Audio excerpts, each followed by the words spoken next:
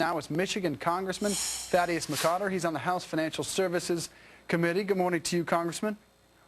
Good morning to you. That $35 million we just mentioned, that was 6 executives over the course of just 2 years. In the fourth quarter of 2010 alone, $2 billion in losses for Fannie and Freddie. So how are they still making this kind of money?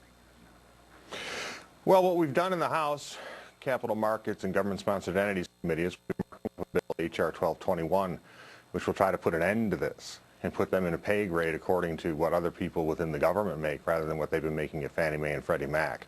Clearly, I think you're right. The outrage is that these are entities that are too big and failed, and that their executives should not be rewarded with lavish bonuses or lavish compensation in general for this. Yeah, on the flip side, they argue this, and here's a quote from the Federal Housing Finance Agency. We believe that employing the level of talent available at private sector pay scale is the most efficient way to provide the mortgage market services that are required.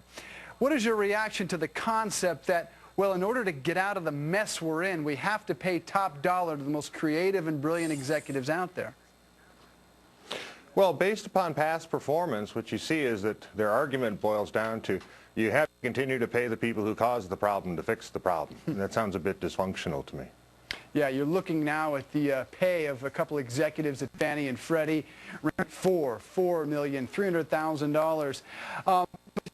We have so many limits on executive pay. We have an executive pay czar, and most of the legislation and at least the talk from Capitol Hill was that we are going to have performance-related pay.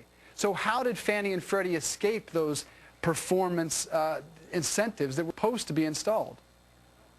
Well, I think you're absolutely right. The first differentiation is between a lot of the talk about executive compensation that came out of the past Democratic majority and out of the administration was looking at singularly private sector entities, and that they wanted to get the government's hands in there to determine what was, quote unquote, a governmentally approved compensation package for executives. These are government-sponsored entities. These are the entities that are underwritten by the taxpayers, and as you rightly point out, $150 billion so far into the sinkhole that constitutes these two entities.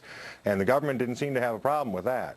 Well, that's why we're marking up H.R. 1221 in the committee this week, is to show that these are people who rely on taxpayer dollars. It is something that allows them more latitude to make mistakes and to dig a deeper hole, and we have to put an end to it. Real quickly, can we survive without Fannie and Freddie?